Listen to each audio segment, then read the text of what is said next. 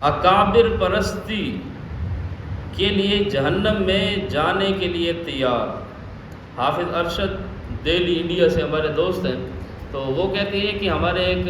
قریبی ہیں اور ہیں بھی مولوی،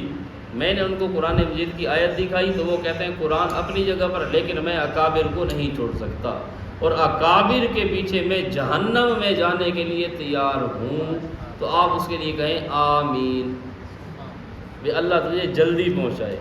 اللہ تجھے کیا ہے، ہاں اب اکابر تو جہنم میں جائیں گے کہ نہیں جائیں گے وہ تو ان کا اپنا عقیدہ عمل ہوگا، لیکن تو جہنم میں ضرور جائے گا۔ اور یہی چیز کفر ہے۔ وجدنا علیہ آباءنا کا معنی بھی یہی ہے، بل نتبع ما الفینا علیہ آباءنا کا معنی یہی ہے کہ ہم اپنے باپ دادا کو نہیں چھوڑ سکتے۔ لیکن یاد رکھنے کی بات ہے کہ آج انڈیا میں، پاکستان میں، بنگلہ دیش میں، خصوصاً برصغیر میں یہ ایک مزاج پایا گیا ہے کہ اکابر اور مولوی کے خلاف بات اگر کو ہو جائے تو بندہ اسے برداشت نہیں کرتا، کہتا نہیں جی نہیں، یہ اکابر نے لکھ دیا، اکابر نے کہہ دیا، بس یہ ٹھیک ہے۔ لیکن جب غیر مقلدین اہل حدیث ہمارے اوپر فتویٰ لگاتے ہیں، وہ کہتے ہیں کہ یہ حنفی حضرات تقلید فی الرسالت کے مرتکب ہیں،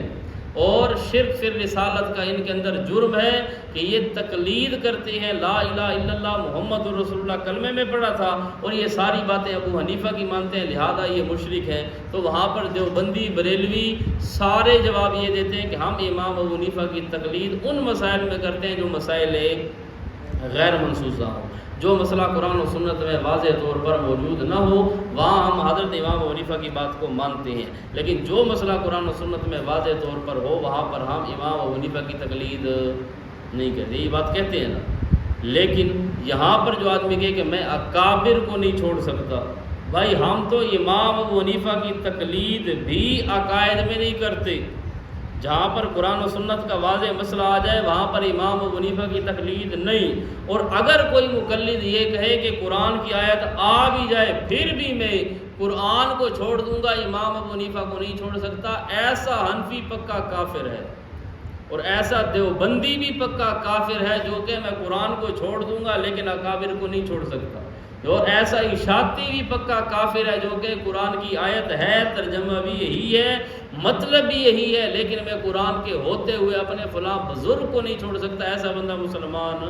نہیں ہے۔ اس لیے اکابر پرستی نہ ہو، اکابر کے ساتھ آپ محبت کرو، عقیدت کرو، لیکن ان کے ساتھ محبت اسی لیے ہے کہ انہوں نے ہمیں قرآن و سنت کا درس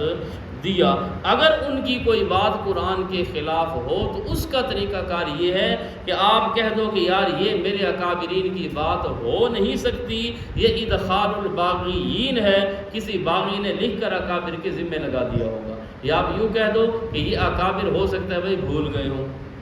یا ہو سکتا ہے کسی نے ان کے ذمہ گھڑ دیا ہوگا، یہ ان کی بات ہو نہیں سکتی، کیونکہ اکابر انسان تھے اور انسان بھول سکتا ہے۔ تو اس لیے آپ اس میں تعویل کریں، نہ کہ قرآن میں تعویل کر کے اکابر پرستی کریں، ان چیزوں سے بچیں، اور یہ صریح کفر ہے۔